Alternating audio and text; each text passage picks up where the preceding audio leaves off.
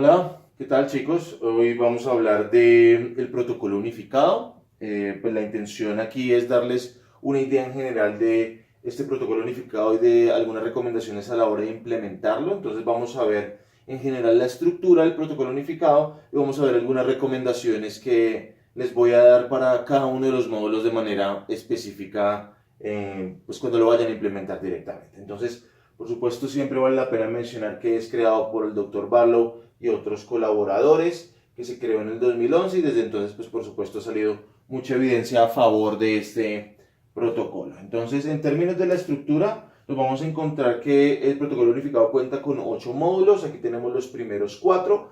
El primero que tiene que ver con la motivación, el segundo que tiene que ver con un componente psicoeducativo, el tercero que tiene que ver con conciencia emocional, con notar la experiencia emocional, el cuarto que tiene que ver con el componente cognitivo, con la modificación de pensamiento.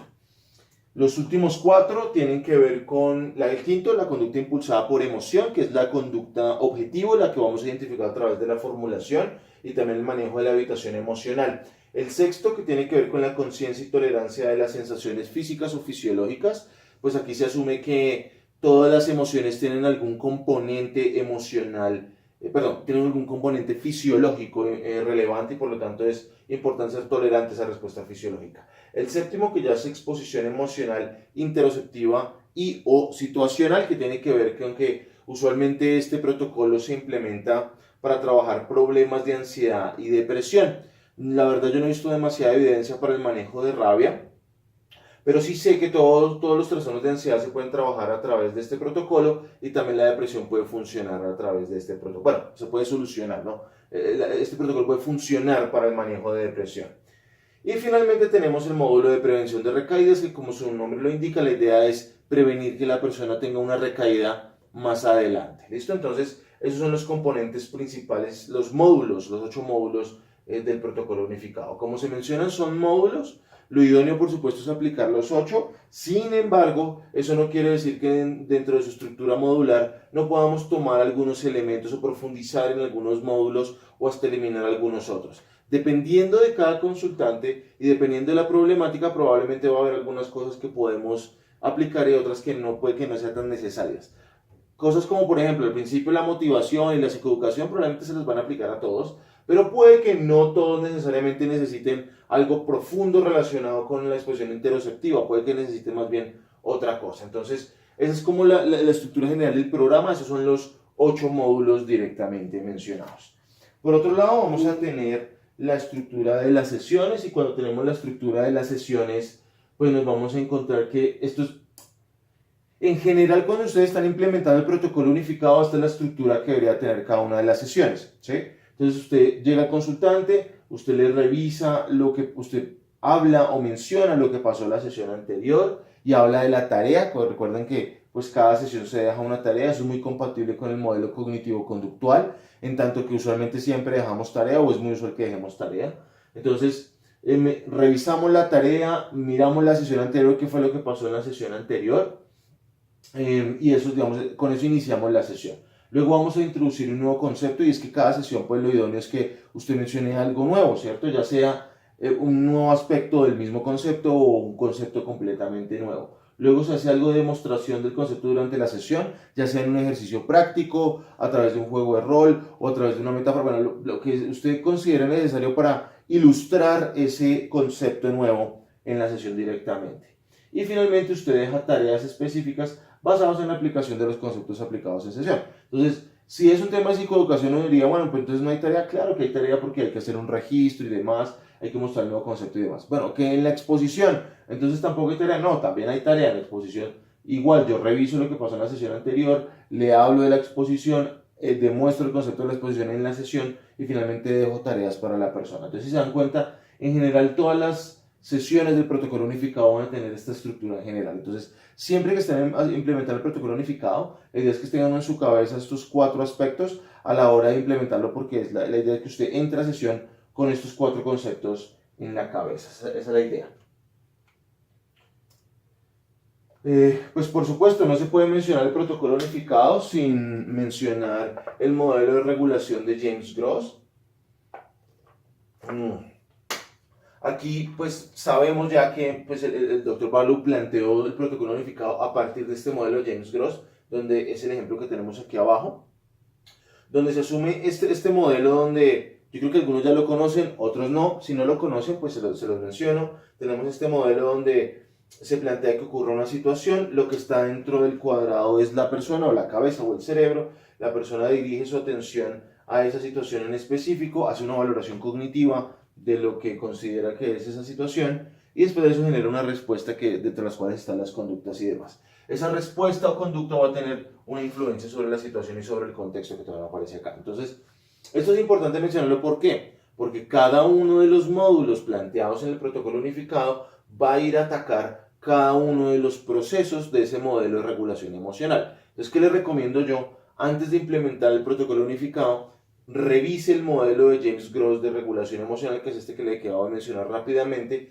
y tiene usted más una idea de cuáles son los procesos que están detrás de la implementación del protocolo unificado. ¿Listo? Entonces, por ejemplo, cuando al principio estamos hablando de un tema de situaciones que todavía no estamos en la situación, sino tiene que ver con la selección de situación, pues por supuesto el módulo de exposición emocional va a ser relevante ahí, ¿no? Cuando la persona hace evitaciones situacionales, evita situaciones específicas, entonces pues por supuesto el módulo de exposición emocional lleva a que la persona trate de involucrarse en esas situaciones que originalmente estaba evitando. Entonces vamos a tener ahí el tema de exposición emocional.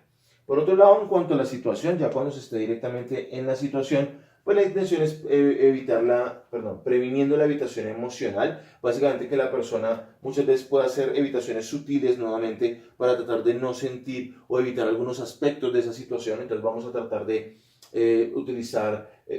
explicarle el modo de qué es la evitación emocional, qué son las conductas impulsadas por emoción, cuáles son las conductas opuestas o alternativas, y a partir de eso es que vamos viendo también que se va modificando ese componente de la situación. Por supuesto, dentro de la atención, pues vamos a estar en la conciencia centrada en el presente sin emitir juicios de valor. Pues obviamente yo creo que eso a ustedes les suena un montón a mindfulness y tiene sentido, sale del tema de conciencia plena, de aprender a escribir el presente sin emitir juicios de valor, de escribirlo de manera neutra, de estar anclados al momento presente. Entonces esto se habla de conciencia centrada en el presente sin juicios de valor. Ahí estamos atacando directamente el componente de la atención que pone la persona sobre la situación o sobre un estímulo en particular. Se trata de eso directamente. Después de eso, pues por supuesto tenemos el componente cognitivo y aquí pues lo trabajaremos a través de revaloración cognitiva. Y aquí ya tenemos algunas diferencias importantes porque aquí no se hace reestructuración cognitiva, ni reestructuración cognitiva, ¿sí? Ni tampoco vamos a hacer defusión cognitiva. La reestructuración cognitiva obedece a los modelos de Aaron Beck y Albert Ellis de segunda generación y no los vamos a implementar acá, que el objetivo no es debatir el contenido del pensamiento. Por otro lado, tampoco vamos a trabajar acá defusión cognitiva. La defusión cognitiva tiene que ver con un modelo de terapia de aceptación y compromiso, que es también de tercera generación, pero es una cosa aparte que tiene que ver con la desliteralización del lenguaje y otras cosas que no aplica acá. El punto tiene que ver con que vamos a hablar de revaloración cognitiva, vamos a promover flexibilidad cognitiva, eso es lo que se quiere alcanzar, flexibilidad cognitiva, y pues ahorita cuando hablemos del módulo específico les explicaré un poquitico más de qué se trata eso. Y por supuesto, pues al final hay que modificar respuestas o conductas y pues obviamente vamos a hablar de facilitar tendencias de acción incompatibles o acción opuesta o acción alternativa, como se conocen en diferentes modelos, y pues básicamente tiene que ver con intervenir directamente esa conducta impulsada por emoción. Entonces, si se dan cuenta aquí, o sea, los módulos no están planteados en este orden. ¿Sí? Los módulos no están planteados en este orden. Los módulos están planteados en un orden que ya les mencioné anteriormente, pero lo que quiero que ustedes tengan en cuenta acá es que cada módulo va a atacar un componente específico del modelo de regulación emocional y pues por ende la idea es que eventualmente la persona, el consultante, tenga diferentes estrategias para modificar o para solucionar su emoción en específico en diferentes momentos específicos. ¿Listo? Entonces, ese es el modelo de regulación emocional. Comencemos con la primera sesión del primer módulo. Recordemos que el primer módulo tiene que ver con mejorar la motivación. Y para mí esto tiene todo el sentido del mundo y es que pues no voy a tener muchas ganas de querer exponerme, no voy a tener muchas ganas de tolerar malestar, no voy a tener muchas ganas de querer acercarme a eso que me genera malestar. Entonces, por supuesto tenemos que construir un montón de motivación para que la persona pueda acercarse a eso que le genera temor o incomodidad y pueda hacerlo bien. Entonces, por eso en la primera fase vamos a ver esa parte de construir la motivación, donde vamos a normalizar que la persona se muestra ambivalente. Es normal que la persona tenga dudas o preguntas, o que la persona esté dubitativo sobre si hacer o no, sobre si implementar o no el tratamiento. Entonces, esa ambivalencia es completamente natural. Es normal que la persona como que unas veces quiera, otras veces no quiera. El objetivo es desarrollar la discrepancia. ¿Discrepancia entre qué y qué? La discrepancia entre entre lo que la persona quiere y lo que está haciendo, ¿sí? O sea, lo que está haciendo en este momento no le va a permitir alcanzar lo que esa persona quiere, ¿sí? No de la forma más eficiente. Discrepancia entre en que la persona, mirar, digamos, mostrar cómo lo que está haciendo en este momento no le sirve para alcanzar lo que quiere a largo plazo y de hecho le está generando más problemas. Hay que identificar los pros y los contras de cambiar y de permanecer igual. Para eso es un cuadrito de pros y contras. Está literalmente en el protocolo unificado. Ahí está el cuadro. Usted, creo que, no sé si es la tarea de esto, pero la persona, la idea es que complete ese cuadro de pros y contras, donde diga qué cosas están a favor, qué cosas están en contra de quedarse, de hacer el tratamiento o de irse, de permanecer igual, de no hacer el tratamiento.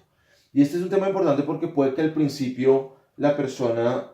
Es más, hasta ustedes pueden encontrar consultantes que estén muy motivados en teoría, consultantes que digan, sí, es que yo estoy convencido que eso lo quiero, sí, vamos a hacer la terapia y demás. Y con ellos también es importante mencionarles que es normal la discrepancia. Es decir, un consultante que me diga 100% que sí, pero que no tenga tampoco muy claras las consecuencias negativas de hacer el tratamiento, hay que ser muy cuidadosos porque son consultantes que puede que ya cuando usted implemente el tratamiento, eventualmente digan que no quieren, que está muy difícil, que está muy complicado. Entonces, por lo tanto, es importante mencionar. Entonces, puede que ellos al principio tengan muy claro los factores a favor, los pros de hacer el tratamiento, pero siempre va a ser importante aquí también hacer un chequeo en términos de la persona sabe cuáles pueden ser los factores negativos, sabe cuáles pueden ser los contras de hacer el tratamiento, ¿sí? También hay pros de quedarse así, aunque uno no lo crea, pues puede haber factores a favor, como por ejemplo evitar el sufrimiento, el trabajo, el esfuerzo. Entonces ahí nos vamos a encontrar. La idea es hacer ese análisis, la idea es plantearlo y que la persona se dé cuenta que esa ambivalencia es completamente normal. En la segunda fase tiene que ver con la autoeficacia, el establecimiento de objetivos del tratamiento. Pues por supuesto el tema de establecer objetivos es completamente compatible con la formulación y con el modelo transdiagnóstico que conocemos. Entonces hay que plantear objetivos donde seamos muy específicos en términos conductuales. Aquí ya se menciona que el plantear buenos objetivos, el plantear objetivos claros, va a servir para que eso sea un mayor predictor de los resultados de la conducta específica, de los resultados del tratamiento concretamente. Entonces ahí va a servir tener esos objetivos establecidos de manera muy conductual. Se recomienda, como les estaba diciendo, que los objetivos sean concretos y específicos. Entre más específicos son mejores, muy parecidos a los de la formulación clínica. Va a servir un montón porque la persona va a ser más fácil medirlos y va a ser más fácil que la persona pueda llegar a estar de acuerdo con lo que se plantee y pueda ser más fácil que la persona se dé cuenta de sus avances a través de la terapia. Vamos a hablar también de identificar objetivos del consultante, que tiene que ver más con temas a largo plazo, hacerlos concretos y luego genere pasos específicos para alcanzarlo. Entonces todo esto tiene que ver con el análisis de objetivos. Si la persona lo que quiere es salir a la calle, si la persona lo que quiere es tener más amigos, si la persona lo que quiere es pasar a la universidad o tener una carrera o lo que sea, usted va a encontrar que hay algunos objetivos que van a ser grandes y su trabajo consiste en poder desmenuzar esos objetivos en pasos mucho más específicos, casi como cuando uno está haciendo moldeamiento y tiene que desmenuzar, ¿cierto?, la conducta en pasos muy concretos, muy específicos para poderlos plantear y que la persona los pueda alcanzar más fácilmente. Si se hace eso con los objetivos, va a ser más fácil que la persona pueda notar el cambio a través del tratamiento y pues obviamente eso predice un mejor desempeño durante todo el tratamiento específico. En el segundo módulo nos vamos a encontrar con que dura más o menos de 1 a 3 sesiones, dependiendo, por supuesto, si el consultante entiende o no. Y si se dan cuenta, aquí es de 1 a 3 sesiones. Puede que tengan un consultante que sea muy aplicado, muy juicioso y lo pueda entender rápidamente, o se tome más tiempo, ¿cierto?, para poder explicar y demás.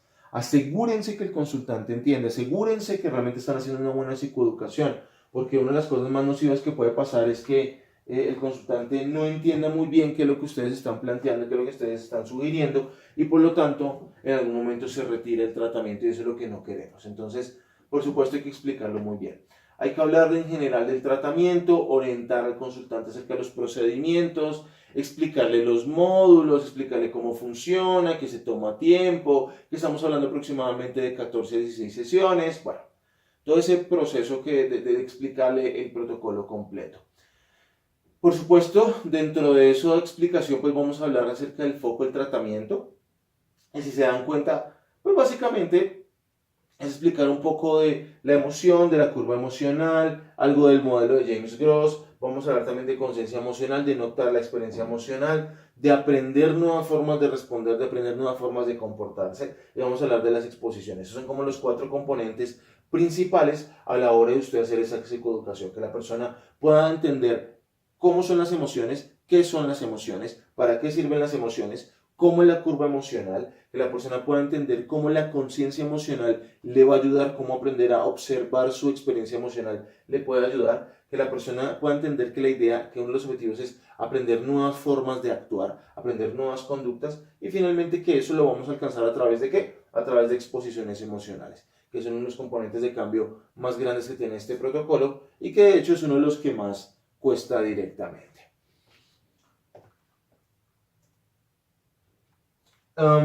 Entonces, pues no es de sorprenderse que pues esto es lo que vamos a explicar directamente, ¿no? Esto es básicamente ya desmenuzado lo que le vamos a explicar al consultante. La naturaleza adaptativa de las emociones, que tiene que ver con la explicación de qué es la emoción y para qué sirve, la utilidad evolutiva de cada una de las emociones, de cómo el miedo me ayuda para el escape y para la lucha, cómo la tristeza me sirve para detenerme, para procesar, para aislarme, de cómo la ansiedad me sirve para estar hipervigilante y para focalizarme sobre posibles amenazas del futuro, y la ira para defenderme de un ataque directamente.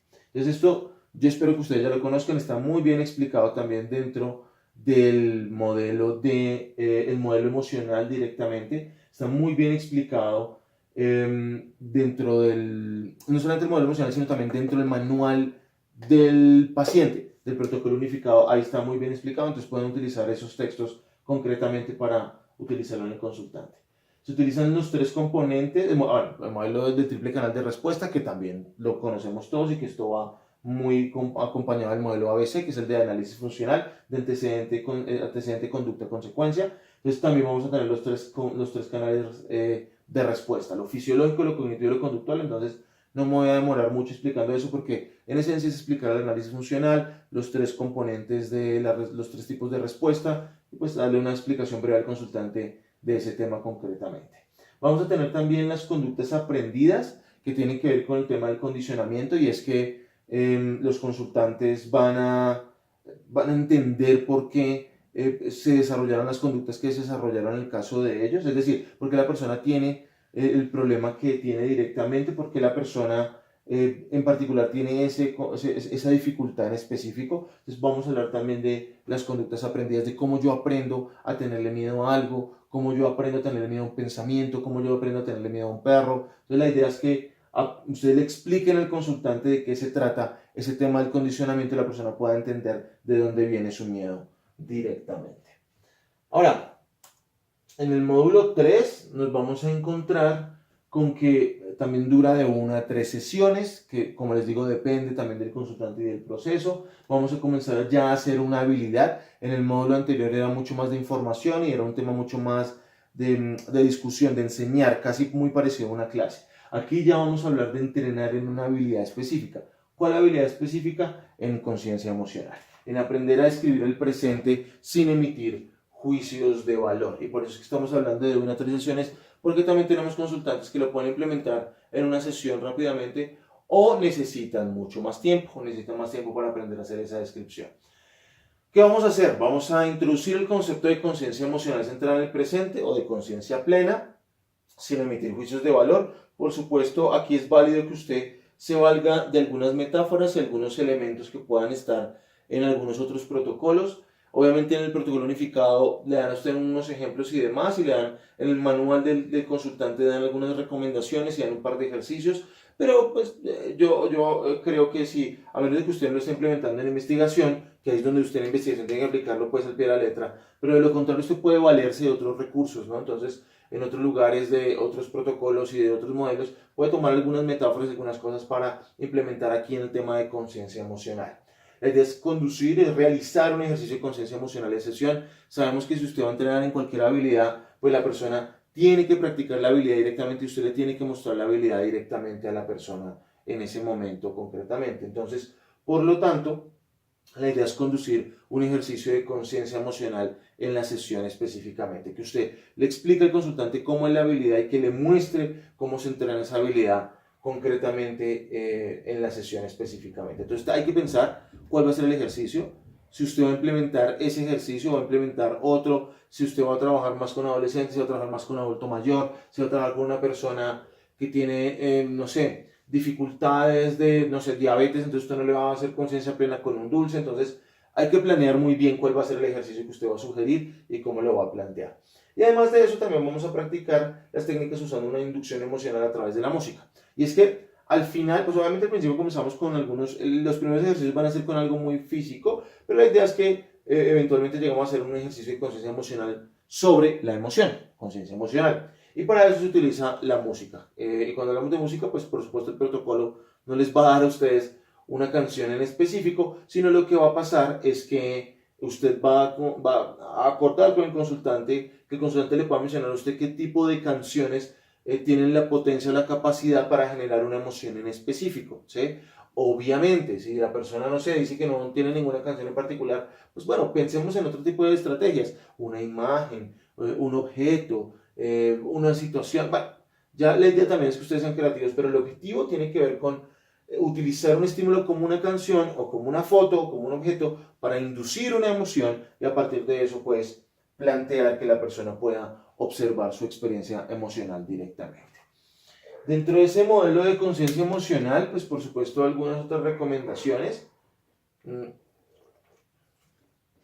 El objetivo es incrementar la conciencia objetiva, nuevamente incrementar la comprensión de los procesos emocionales. En otras palabras más sencillas, que la persona pueda entender su propia emoción, que la persona pueda percibir, comprender, procesar su propia emoción.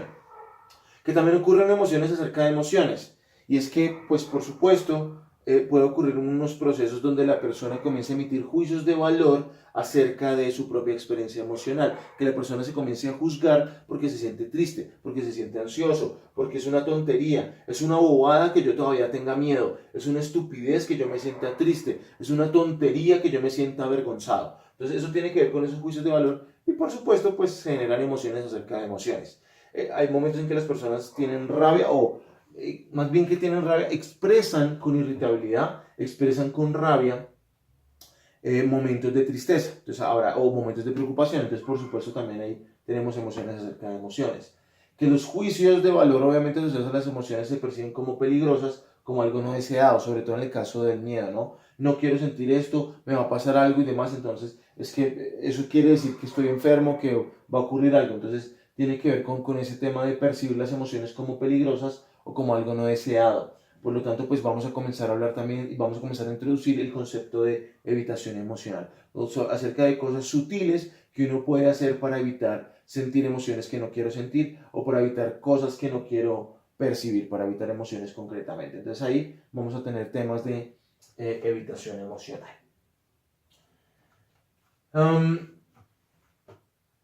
También, ¿no? Esto tiene que ver con el entrenamiento de conciencia emocional, de estar anclados al momento presente, y es que sabemos que las reacciones emocionales usualmente tienen que ver con malestares relacionados con el pasado, usualmente tienen que ver con fallos o con pérdidas, o incertidumbres que tienen que ver con el tema de la ansiedad, incertidumbres acerca del futuro, sobre que no tengo muy claro qué va a pasar en el futuro. Y de ahí obviamente se deriva todo el tema de ansiedad y demás. El objetivo es construir una conciencia de las experiencias emocionales en contexto, como están pasando en este momento. Entonces, nuevamente, la idea es comenzar a percibir las emociones en el momento presente, sin emitir juicios de valor, permitirlas, ¿no? Y utilizar la respiración como una señal de anclaje, como casi una señal condicionada, plantean acá como como un estímulo específico para que la persona se pueda anclar al presente, ¿cierto? Que esa respiración, la idea no es respirar lento, sino como sea la respiración, sea rápida, sea lenta, pero notar mi respiración sea un estímulo condicionado para que la persona recuerde que debe estar anclada al momento presente, recuerde que debe experimentar las emociones en contexto, en lo que está ocurriendo en ese momento, y utilice esa respiración para estar ahí con su emoción directamente. Los ejercicios, ya les mencioné, pues que se hacen ejercicios de anclarse al presente, ya sea pensamientos, sensaciones o conductas, y pues el ejercicio de inducción emocional que les estaba mencionando ahorita acerca de una canción o acerca de un objeto que pueda ayudar a la persona a que sienta una emoción específica en un contexto concreto, ¿sí? Entonces, lo que les voy a pedir en este momento, aprovechemos que hacemos una pausita pequeña, les voy a pedir que durante 4 minuticos en este momento usted pause este video, ¿cierto? Y durante 4 o 5 minutos usted escuche una canción o observe un objeto, algo que le genere una emoción, y simplemente tomes el proceso de observar esa emoción en específico y de observar su respiración. Simplemente nótelas por un momento, pausa este video y durante 4 o 5 minutos tomes el tiempo para poderlo hacer.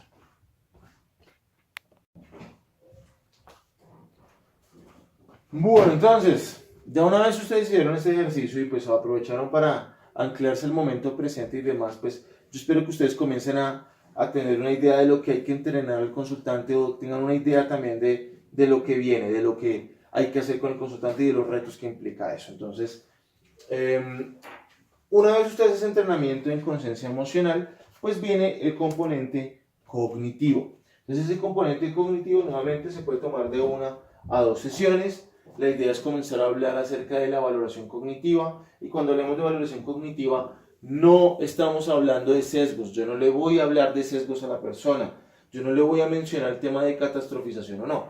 Lo que voy a mencionar es que la persona puede hacer algún juicio, más que juicio, una valoración, puede ser que es bueno o malo, puede comenzar a tener un juicio inicial cognitivo acerca de su respuesta emocional, acerca del estímulo, ¿sí? Entonces a lo que me refiero es que lleguemos a la persona que intente no necesariamente cambiar su forma de pensar, sino incrementar la cantidad de explicaciones posibles de un evento concreto. Les doy un ejemplo. La persona resulta que le entregaron les voy a dar el ejemplo con ustedes, les entregaron un parcial y tuvieron una nota de 3, ¿sí? Y la persona cuando recibe esa nota de 3, lo primero que piensa es que va a perder la materia, que le está yendo muy mal, que no se va a poder graduar, que lo está haciendo terrible, que es la peor situación de la vida. ¿Sí? Y eso es una posibilidad, es cierto, es una posibilidad de que la persona pueda perder la materia, pueda perder la carrera y termine viviendo bajo un puente. Eso puede pasar. No, el impulso de muchos terapeutas es intentar ir a debatir esa idea. Aquí no es el objetivo de debatir eso, que vamos a intentar generar la mayor cantidad de explicaciones, ¿sí? Entonces, a eso me refiero con un tema de reevaluar patrones de pensamiento maladaptativos.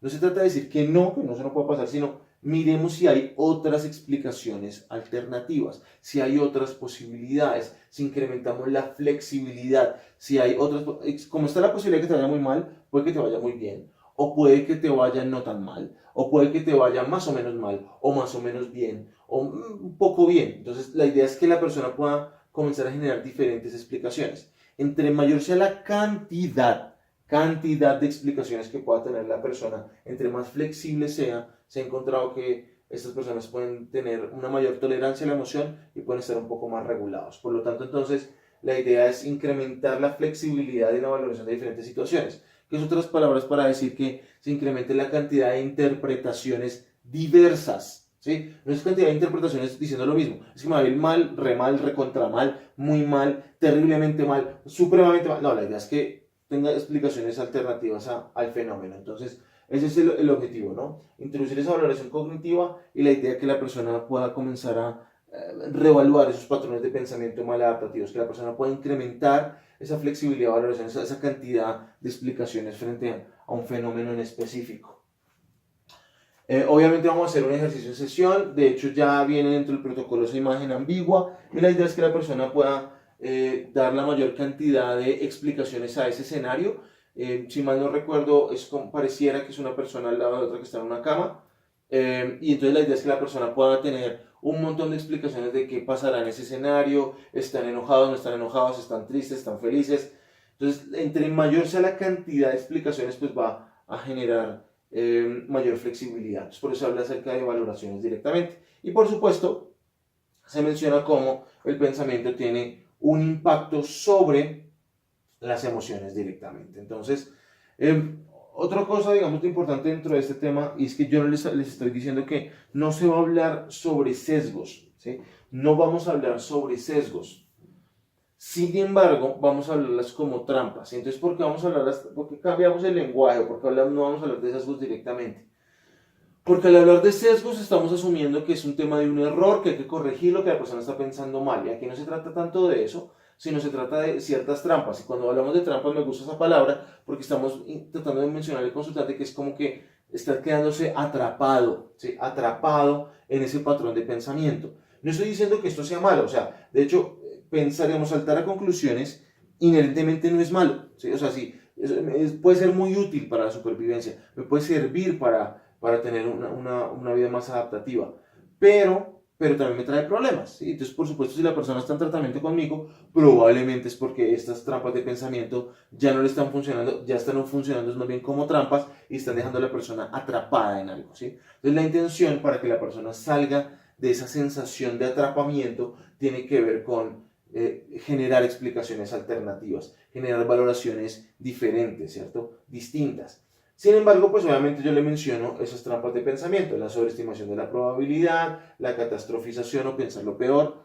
Nuevamente, no se trata de que sea algo malo inherentemente, sino que la idea es que le muestre cómo eso te deja atrapado, cómo ese patrón, como su nombre lo menciona, es un patrón, se sigue, se repite, la persona sigue con malestar, sigue atrapada ahí, y pues la solución a través de eso no es eliminarlo, porque pues una de las cosas que puede pasar es que, no sé, le tengo miedo a los perros, y entonces yo creo que todos los perros me van a matar, y entonces yo estoy haciendo la exposición y me va bien, y de pronto la persona sola, a la semana, efectivamente un perro la ataca, efectivamente un perro pitbull le muerde la mano, y le abre la mano, entonces le va a decir usted como terapeuta, doctor, sí que sí podía pasar, entonces, hombre, no se trata de debatir, de combatir esas posibilidades, sino también de dar explicaciones alternativas, de dar valoraciones alternativas, de promover la flexibilidad cognitiva.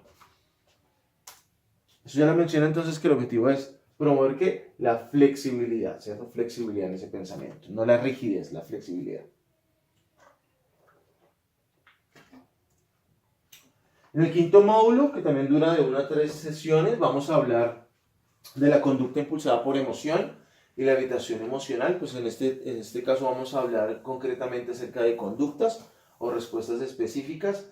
Y pues el objetivo es hablar acerca de la conducta impulsada por emoción, que como su nombre lo indica, pues es explicarle a la persona cómo sus conductas están impulsadas por sus emociones, introducir las conductas impulsadas por emoción o la acción opuesta o la acción incompatible o la acción alternativa, como le quieras llamar, que sea algo opuesto, distinto, alternativo, que interfiera con esa conducta impulsada por emoción. Discutir la evitación emocional. Aquí por evitación emocional nos vamos a encontrar con que esta evitación emocional ocurre no después de la emoción. O sea, cuando hablamos de conducta impulsada por emoción, ya en el nombre se asume que esa conducta ocurre después de la emoción. La evitación emocional ocurre antes, que la persona hace cosas para no sentir la emoción. La persona no está sintiendo la emoción, pero se da una idea, ¿cierto? Estímulo discriminativo, se da una idea de que hay algo que puede generarle la emoción y por lo tanto va a hacer lo posible para tratar de sentir esa emoción directamente, y por eso vamos a hablar de la evitación emocional. Y demostrar los efectos irónicos de la supresión. Y es que pues entre más una persona trate de suprimir una emoción, pues más problemas va a tener para hacerlo, ¿no? Lo mismo que hablamos con el tema de pensamiento, ¿no? El tema del elefante rosado, que no lo piense en el elefante rosado, o que la persona trate de no estar triste, o de no asustarse, y pues entre más intente hacer eso, pues va a generar un efecto paradójico, y es que más se va a asustar, más va a pensar en el elefante rosado, más va a sentir tristeza. Entonces, ahí vamos a mostrar esos efectos paradójicos de la supresión emocional. Ahora, cuando hablamos de esas emociones, esas conductas impulsadas por emoción, pues por supuesto hablamos que cuando usted hizo la psicoeducación de las emociones, usted debe haber explicado que las emociones están asociadas con tendencias de acción, que adaptativamente nos impulsan a hacer algunas cosas, que eso tiene sentido con todo esto. Entonces, que en esencia, pues nuevamente las conductas impulsadas por emoción no es que sean malas, ¿sí? En sí mismas no es que sean malas. El problema es cuando nos traen dificultades a largo plazo, cuando traen consecuencias negativas a largo plazo, ¿cierto? Que las conductas impulsadas por emoción contribuyen a la experiencia emocional y mantienen la respuesta emocional. Que entre más yo repito esa conducta que a corto plazo me quita el malestar, pues más se mantiene el malestar y más se mantiene el problema. Entonces, vamos a explicar eso directamente de las conductas impulsadas por emoción. Involucrarse en comportamientos incompatibles o hacer lo contrario, ¿cierto? Conductas alternativas o conductas opuestas, puede ayudar a romper el ciclo de las emociones trastornadas. Entonces, era lo que le estaba mencionando ahorita. Una vez hablamos de conducta impulsada por emoción, pues es importante mencionar, y inmediatamente espero que mencionen las conductas alternativas o las conductas opuestas, conductas incompatibles, que eventualmente la idea es que salgan del ciclo, salgan del atrapamiento. Entonces vamos a tener diferentes estrategias para salir del atrapamiento, a través de estar anclado al momento presente, a través de cambiar la manera como yo valoro cognitivamente una situación, o a través de hacer una conducta opuesta o incompatible. Entonces, si se dan cuenta, hay diferentes momentos donde la persona puede romper el ciclo, puede romper la trampa y eventualmente pueda salir de esto y pueda actuar distinto. Cuando hablamos de la evitación emocional, pues lo que les estaba mencionando anteriormente, ¿no? Que ocurre antes de la experiencia emocional. Y una cosa que es importante es que no es solamente conducta, ¿sí? También tenemos una estrategia cognitiva. ¿Cómo así? Claro, porque usted puede evitar con pensamiento, ¿cierto? Evitaciones cognitivas. Cuando usted, recuerde que la evitación cognitiva no es no pensar algo, sino la evitación cognitiva es usar su pensamiento para modificar lo que está sintiendo, ¿cierto? Entonces, yo me pongo a rezar para no sentirme asustado. Yo me pongo a pensar en, no sé, en mi familia o en una playa cuando me están poniendo la inyección. Entonces yo utilizo mi pensamiento para cambiar lo que estoy sintiendo. Entonces, no solamente son temas conductuales de evitación, sino también temas cognitivos que tienen como objetivo evitar sentir la emoción intensa más adelante. Por eso estamos hablando de evitación emocional y son distintas de la conducta impulsada por la emoción. La conducta impulsada por la emoción ocurre después de la emoción, la evitación emocional ocurre antes de la experiencia emocional. Entonces, las estrategias de evitación emocional se diferencian de las ideas en tanto que ellas ocurren antes. Ya, esto lo he mencionado varias veces, ya para que les quede claro. Entonces, bueno, pues obviamente, evitación conductual, que la persona hace conductas para no sentir la emoción. Evitación cognitiva, que era lo que les acabo de explicar, que utilizo mi pensamiento para cambiar lo que estoy sintiendo. Y señales de seguridad, ¿no? Si tengo una señal de seguridad que puede ser una manilla, tengo una botellita, o cuando ustedes van a hablar en público y tienen el esferito, o hacen alguna cosa, entonces ahí esos son señales de seguridad. Objetos, ¿cierto? Estímulos que me transmiten una seguridad, ¿cierto? Me ayudan a que la intensidad de la emoción no sea tan alta. Entonces ahí estamos hablando también de esas señales de seguridad directamente. Por supuesto, pues también vamos a mencionar aquí los efectos paradójicos o supresivos, los efectos paradójicos o irónicos de la supresión, ¿sí? Entonces vamos a pedir a la persona que traiga un recuerdo emocional, que trate, ustedes van a hacer una breve exposición de emoción, es decir, que trate la persona de ponerse muy en el recuerdo, de traerlo muy vívido a su cabeza, y en ese momento usted le va a decir al paciente que trate de suprimir el recuerdo, de no tener el recuerdo, que trate de hacer cosas, y le va a costar, ¿cierto? Entre más trate de suprimirlo, pues más se le va a presentar, y pues ahí vamos a encontrar que pues esa estrategia de supresión no va a ser tan eficiente, tan efectiva. Por eso se habla de esos efectos paradójicos. Luego, en el siguiente módulo, que también va de 1 a 2 sesiones, vamos a hablar de las sensaciones fisiológicas. Recordemos pues que todas las emociones tienen un componente fisiológico y por eso pues vamos a tener la misma estructura que hemos hablado en los módulos. Si se dan cuenta, la estructura comienza a ser siempre la misma, ¿no? Y es, comenzamos a introducir algunos conceptos y después de eso se hace la práctica y se deja la tarea. Esto no es la excepción. Usted comienza a hablar de cómo el componente fisiológico tiene que ver con la emoción, cómo a través de la activación interoceptiva, a través de la activación fisiológica, puede generar una respuesta emocional, cómo esa respuesta fisiológica, ese canal fisiológico contribuye a toda la experiencia emocional y pues por supuesto que la exposición repetida a sensaciones físicas eventualmente va a permitir que el cuerpo de la persona se habitúe a la sensación emocional, a la sensación fisiológica y a la incomodidad. Si yo me vuelvo más tolerante a uno de los componentes de la emoción, que tiene que ver con, por ejemplo, ese componente fisiológico, pues va a ser más fácil manejar esa emoción. Entonces, si se dan cuenta, ya hemos pasado, en ese momento estamos pasando por los 3 componentes. Hablamos de lo cognitivo, ¿cierto? A través de la valoración cognitiva, hablamos de lo conductual a través de las CIES y de la habitación emocional y las conductas alternativas, y vamos a hablar ahora del componente fisiológico a través de este módulo en específico. Por eso es que al principio le estaba explicando a la persona acerca de los 3 canales de respuesta. ¿Listo?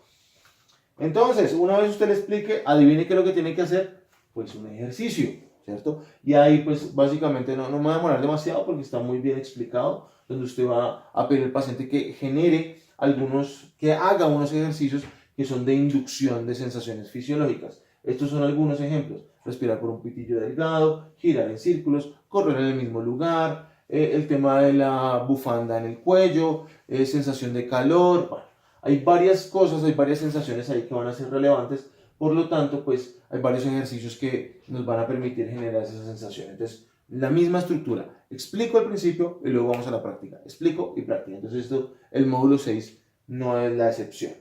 Entonces, imagínense qué va a pasar en el módulo 7, que es la exposición emocional, interoceptiva y situacional. Obviamente se demora mucho más, de 4 a 6 sesiones, porque ya vamos a exponer a la persona o al estímulo que le genera miedo o ansiedad, o a la situación que le genera miedo o ansiedad, o a la situación o estímulo que le genera tristeza. Entonces, por supuesto, se toma más tiempo. ¿Cómo lo hacemos? Pues obviamente lo primero que vamos a hacer es explicarle, ¿cierto? Le vamos a decir cómo las habilidades que le mencionamos anteriormente, la conciencia emocional, la revaloración cognitiva, la habituación a señales fisiológicas, cómo esas habilidades le van a servir en esta exposición, ¿cierto? Entonces, la idea, lo que tienes es cambiar las reacciones emocionales cuando se experimentan completamente las emociones y las CIES son modificadas. Le vamos a explicar cómo involucrarse en esas situaciones va a cambiar las interpretaciones y valoraciones y se vuelven más adaptativas, cómo exponerse le funciona. Y pues obviamente una vez yo le explico, adivine después de explicar qué se hace, pues hermano, ejercicio, ¿cierto? Pues ya vamos a hacer la exposición situacional, vamos a hacer la exposición en imaginería. Para esto en específico les recomiendo que se asesoren con su supervisor, que planeen muy bien la jerarquía que van a implementar con el consultante, que la prueben primero por el supervisor y que la hablen con el consultante, que planeen con el consultante cuál va a ser la jerarquía, que esté bien organizadita, y después de eso sí es que ya vamos a hacer las exposiciones directamente. ¿Cuáles son las tareas? Pues las exposiciones, ¿cierto? Le digo al consultante que comience a hacer ramilletes de 3 exposiciones 3 veces al día, o de 3 exposiciones en la semana, bueno, en 3 días. Bueno, la idea es que usted deje tareas donde la persona practique varias veces esos ejercicios. Usted va a hacer la exposición interoceptiva, si es necesario la repite, porque de pronto usted ya lo hizo en la parte fisiológica y no hay necesidad, o de pronto puede que toque hacerla directamente. Y comenzamos a cambiar el registro de CIE. La idea es que usted ya comienza a incluir no solamente el tema dentro de los registros de las conductas impulsadas por emoción, sino que también va a registrar las conductas alternativas y los ejercicios de exposición. ¿Cuántas veces la persona hace el ejercicio de exposición directamente? Finalmente, vamos a tener el de prevención de recaídas, que es una sesión y pues como su nombre lo indica, tiene que ver con prevenir las recaídas. Dentro de lo primero que hay que tener en cuenta es que las recaídas son normales, son completamente normales. Eso es de lo primero que hay que mencionar al consultante, que las recaídas van a ocurrir. ¿Qué va a ocurrir una recaída? Que si todo se hizo bien, la persona va a salir muy tranquila, la persona va a salir sintiéndose muy bien, pero que en algún momento de la vida no se va a sentir tan bien, que en algún momento de la vida le va a costar. Y en esos casos, pues por eso es que necesitamos implementar las habilidades concretamente. Entonces, en esencia, básicamente lo que hay que hacer aquí son 3 cosas. Lo primero es normalizar, ¿sí? Normalizar las recaídas.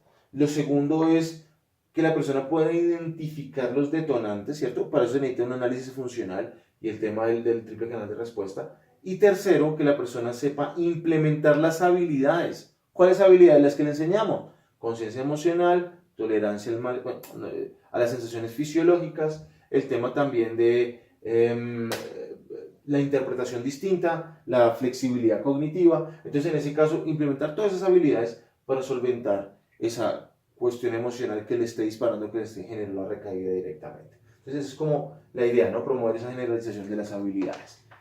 Entonces, cuando usted va a revisar esas habilidades, entonces identifica los 3 componentes que ya les mencioné: el tema del análisis conductual, que la persona lo sepa hacer, que observe y acepte las experiencias emocionales, no las maneje, que la persona pueda observar su respuesta emocional sin intentar modificarla, porque entre más intente modificarla, entre más intente suprimir, ¿qué es lo que va a pasar? Pues más se va a disparar. Por eso hablamos del efecto paradójico.